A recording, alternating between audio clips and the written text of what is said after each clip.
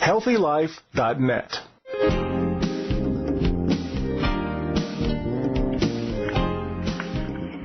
Well, welcome back to the Shrink Wrap on Call show. I'm Dr. Jane Greer. My next guest is Holland MacFallister. He's an LA-based comedic actor who recently attended the Sundance Film Festival in Park City, Utah, where he was featured in the film The Greasy Strangler, an official selection in the Midnight series.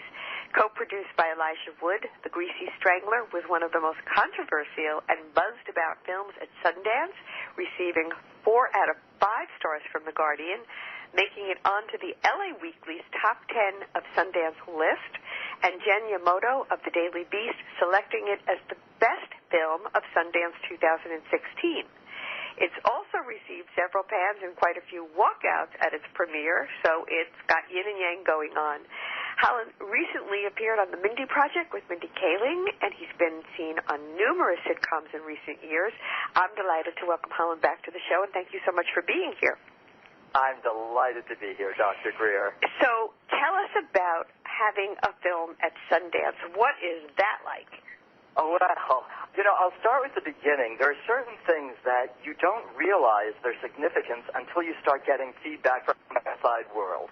So I read or I got an email or somehow I found out I was in Sundance. I thought, oh, that's nice. And then I started telling people that I was in Sundance. And it was like, you have a film in Sundance? That's been my lifelong dream. And all of a sudden I went, oh, my God. I have a film in Sundance. I mean, you take on what people give you. Right. You didn't even realize how impressive you were until no, I didn't. People let you know. That's hilarious.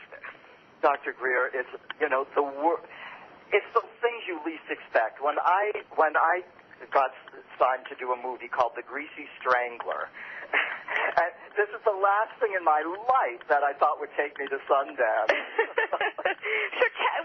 Because even the title is like, huh?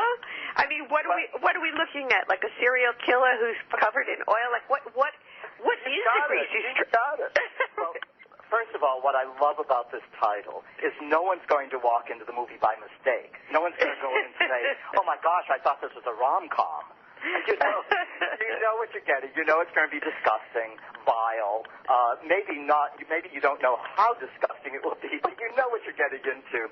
It was, I think kind of marketed as a horror film, but one newspaper called it a gross-out comedy. And I think that's a better description.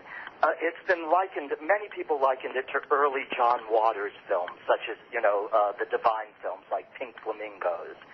It's not a film for everyone. But Is it a scary film? No, that's just it. It's not really scary. It's kind of absurdist. It's just kind of one uncomfortable, awkward, funny thing after another. I think my favorite response, the second screening at Sundance, there's a woman behind me, and there's a scene. I don't want to get too graphic, and your imagination will probably make it worse than it actually is. But there's a woman who's on the toilet in the bathroom, and an older man comes in, and it's extremely uncomfortable. And the woman behind me said, not dismissively, but from a very deep place in her gut, she uttered, Lord Jesus. Lord Jesus. I mean, this woman was literally calling on divine help to get her through the rest of my movie. Oh, my God. So, what was it that was so gross? I mean, was it really going against people's senses and really, like when we saw The Exorcist and Linda Blair's head was turning around at the same time that she was spewing vomit. I'll never forget that. Right? That's exactly. Exactly. It's like it was so unexpected and so obscene in the moment that it was like, Lord Jesus, help us. Exactly. But I'll tell you, I think it takes more because in 2016 than it did back then, because we've seen more since then. So it takes a lot, but this film did it. You have a lot of nudity with bodies that you're not used to seeing in films, and the nudity is augmented by prosthetics that makes people look larger or smaller than real life.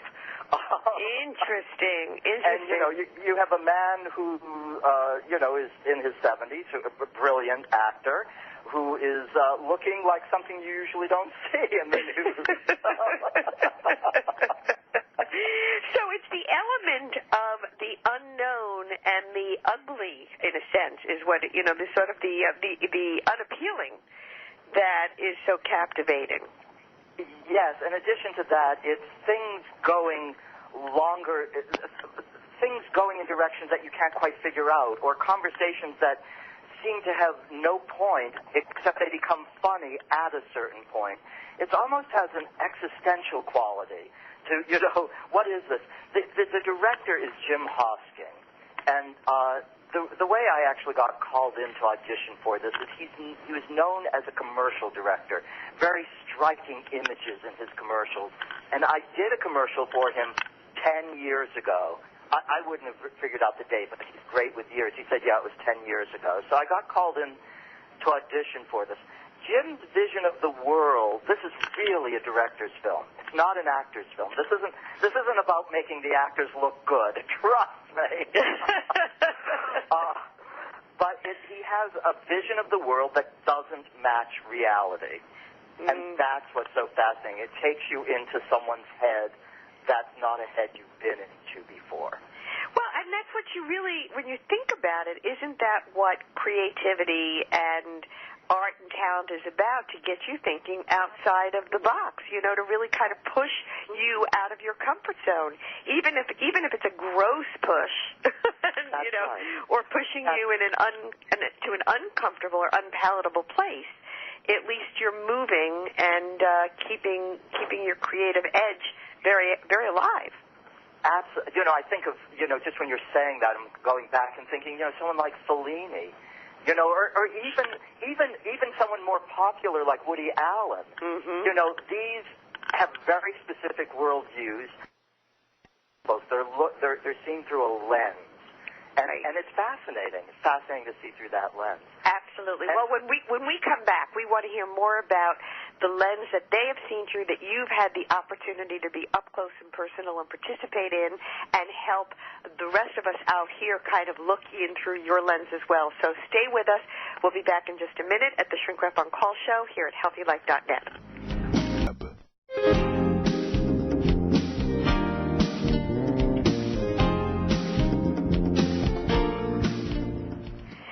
Welcome back to the Shrink Wrap on Call show here at HealthyLife.net. My guest is comedic actor Holland MacFallister. You can find him on Twitter at Holland MacF, M-A-C-F, or his website, www.hollandmacfallister.com. And we were actually in break and talking about just your reluctance initially at taking on this role, because it really was the theater of the absurd, and not expecting much to come of it, and then it's sort of it's like, what's the prize in the Cracker Jack box? You think it's going to be just this little dud, and it turns out to be something really terrific, and that happens, right?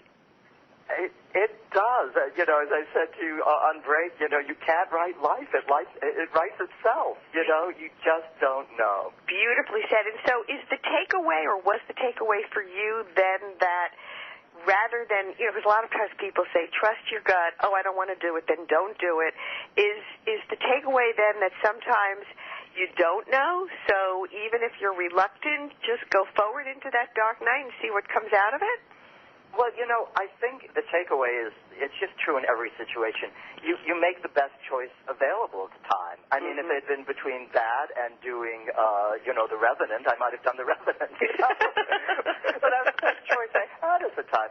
Also, I loved working with Jim, and, I was flattered that he, it's flattering to be remembered when you work with someone, and over, 10 years ago, that they call, the character had an accent. And I'm not famous for my accents.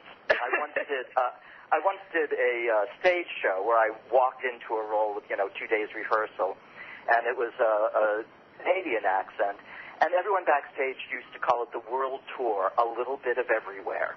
This one was very tricky with the accent because he wanted a Swedish accent. So I went out and I bought a Swedish tape before the rehearsals, learn an accent in 2 hours. Oh, my. And I came in, and the casting director that I auditioned for, at the end he said, "Are you really Swedish?" I said, "No," and I think that owes more to Tim Conway on the Carol Burnett show than anything else. And then I realized that the casting director, as many of your listeners may be, was too young to remember Tim Conway, let alone Carol Burnett. But sketch comedy, very broad. Right. But what got tricky on the set is he didn't want the da da da da da, and the real Swedish accent is actually so subtle it's undetectable. They're considered the best English speakers next to native speakers. That old da-da-da-da-da was, immigrants from 200 years ago. Today, they have undetectable. So that was a little tricky on the set. And when you hear it, some lines there's an accent and some lines there's not. Wow, it's so interesting. Now, also interesting is you worked with bedridden sitcom director James Burrows, who recently there was that whole all-star television tribute just about a week or so ago honoring him it was fabulous. in his 100th episode. Were you there? I was there in front of my TV set. There you go. So having worked with him and knowing, everything that everybody had to say about him was just so phenomenal. You couldn't hear nicer things being said about a person. The wit, the generosity, the vision, the clarity, the focus, the direction, the support, the innovativeness. So what did you see? What was your experience when you worked with him? I have to tell you the story, and I have to be honest. I worked with him for a brief moment. So I didn't really get to experience all that. But, really, the results, the proof is in the pudding. Look at that legacy of Mary Tyler Moore, Cheers, Taxi. That was extraordinary. My story was I got an audition for a CBS show that ran a year and a half called The Millers. Mm-hmm. It was with Will Arnett, Beau Bridges, Margot. I just went blank on her last name, and I adore her. Martindale? Martindale? Yes, thank you, Margot Martindale. And I actually saw her at Sundance. I got a call for a 9 a.m. audition, and I was told that whoever was cast might work that day. So I went in at 9 o'clock, and I was in a room with 6 Asian men. It was the 7 of us auditioning for the role, and I kind of thought to myself, well, I don't think I'm really what they're looking for. So I auditioned. It went well. I was outside the studio. I don't drive, and I had another audition, and a friend was coming to pick me up.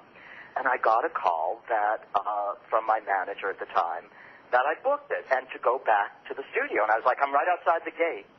So I went in, and while they're escorting me from the casting bungalow to the sound stage, they tell me that the guest star I'm working opposite is Cloris Leachman.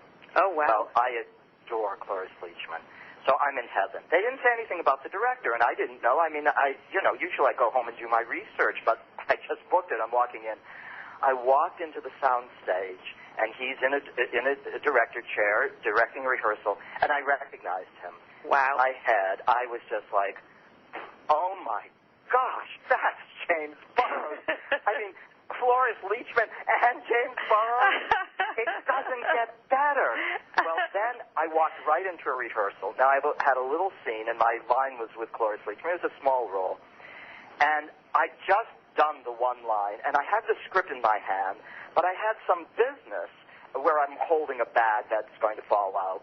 And I didn't have the script turned to the right page, and it came to my one line, and I've got Cloris Leachman on one side, James Burrows on the other. Oh, good Lord. And I go up on my line, and I'm on the wrong page of the script, and I'm holding a bag. Oh. I thought, okay, the best day of my life just became the worst day of my life. Well, there Cloris Leachman is feeding me my line. That's surreal. Okay, so she feeds me my line. Wow. And then I do something in the scene. It was just a look. It wasn't a line.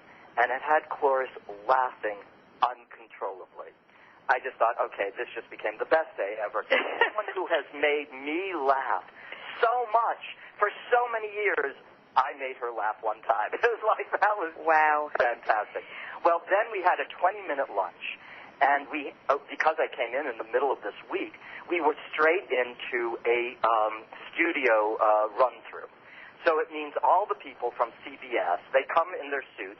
They don't sit in the bleachers. They stand in front of you with notepads. And they move from set to set, and they make copious notes about, what they want changes on. Well, my scene comes, and I'm so shaken up from, forgetting my one line. In my head, I'm like praying, please, God, I don't care how it comes out. Just let my one line, just let me say the words. Just let me say the words. Just let them come out of my mouth, please. So we come to my scene, and I have the button on the scene. It's the last line. And there's that millisecond pause. Then the whole group of executives burst into laughter.